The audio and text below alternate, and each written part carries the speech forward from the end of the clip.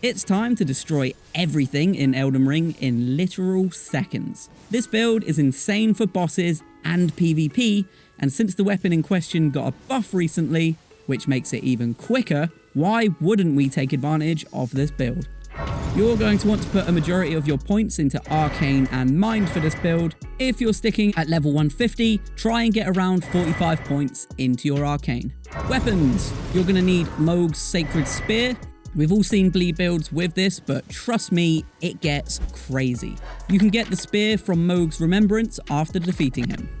You'll also need a seal just to use a couple of incantation buffs. Spells. For spells, you'll need the incantation Flame Grant Me Strength, which you can get here. And you can also go ahead and pick up Golden Vow for an extra boost in your damage output, and you can get that here. Wondrous Physic.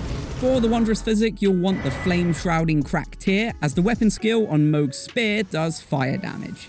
So this is gonna buff it considerably. You can get this tier here. Secondly, you'll want the Opaline Bubble tier. This is the tier that puts a damage reducing bubble around you, effectively giving you one free hit without taking any real damage. This is pretty useful as we'll be using Mohg's weapon skill, which can leave you open to attacks. You can get the bubble tier here.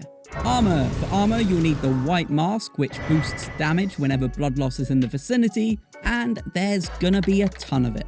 You can get the White Mask by defeating one of the 3 White Mask invaders.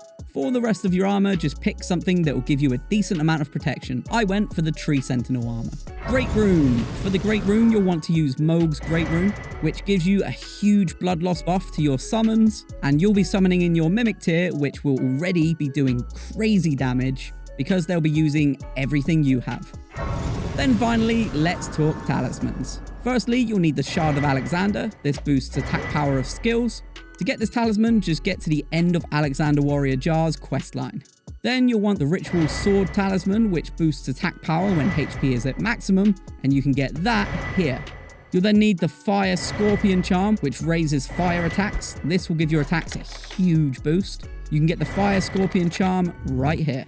Then finally, you'll want the Lord of Blood's Exaltation, which will boost attacks when blood loss is in the area, and we've already established that there's gonna be loads of that. When you've got all your items together, head into the boss room, call your mimic in straight away, use your buffs, drink your physic, and then get to work. Enjoy the build and have fun. Extraordinary. The mark of a true lord.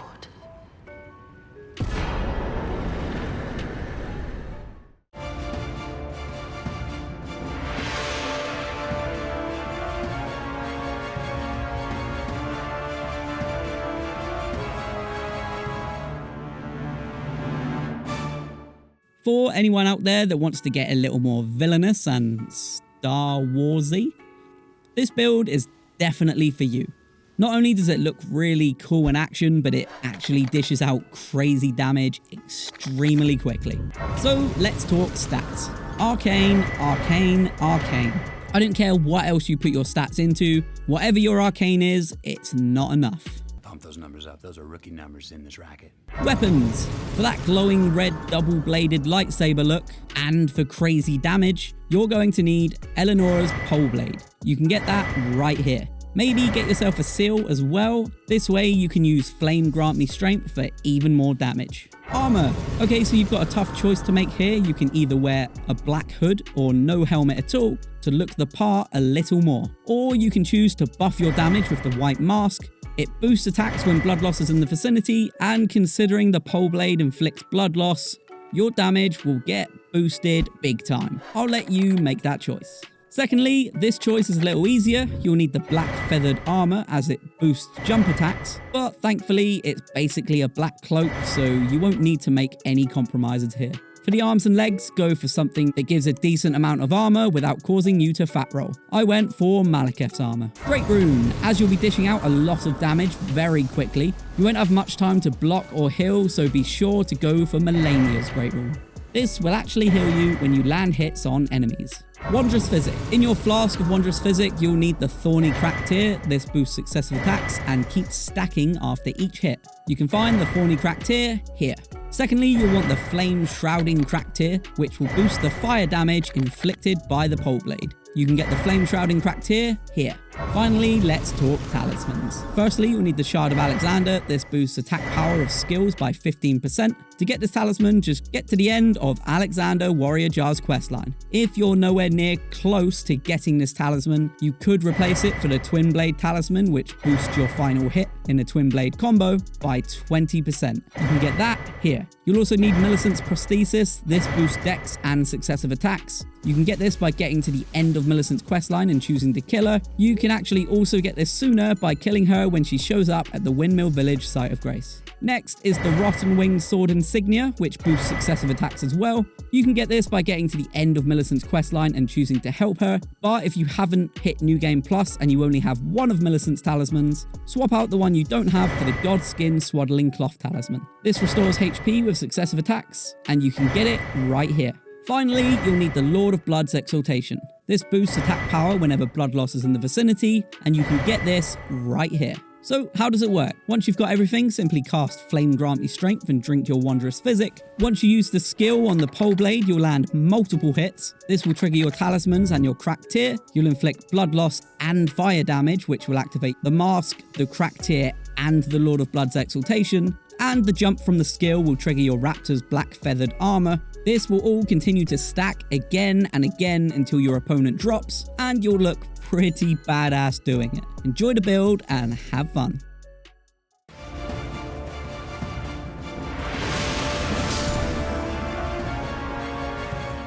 If you're looking to destroy players in PvP, this build is for you. You'll be able to use this to rip through a team of 3 all by yourself. So, weapons. For your weapons, you're going to want to get the Moray's Executioner Sword. You get this from the boss fight in the Shaded Castle.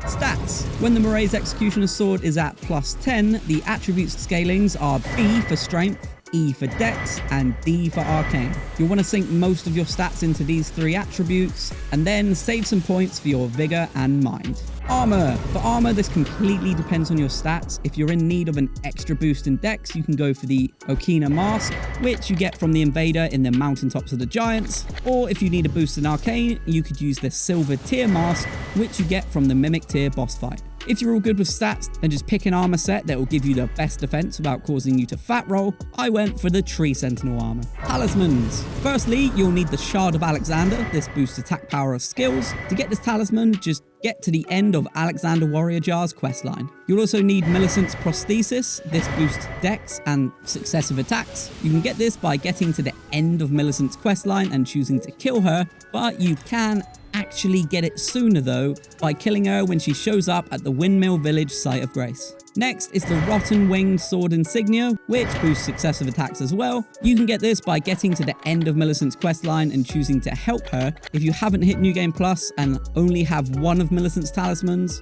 you can replace the one you don't have with the Godskin Swaddling Cloth talisman. This restores HP with every successive attack you do, and you can get this talisman right here. Then finally, you'll need the Carrion Filigreed Crest, which lowers FP consumed by skills. You can grab that here. Great Rune. Of course, if you're being invaded, you'll have the chance to use a Great Rune. And of course, we're going with Godric's, as it gives a boost to all of your stats. Wondrous Physic. In your Wondrous Physic, you're going to want the Thorny Cracked tier. This will boost attack power with successive attacks. The good news here is there will always be successive attacks. You can get the Thorny Cracked tier here. You'll also want the Magic Shrouding cracked tier, which, if you might not have guessed, boosts your magic attacks. Once you've got all of these items together, you'll now have a ridiculous build ready to shred PvP players. Trust me, you're about to upset a lot of people. Have fun.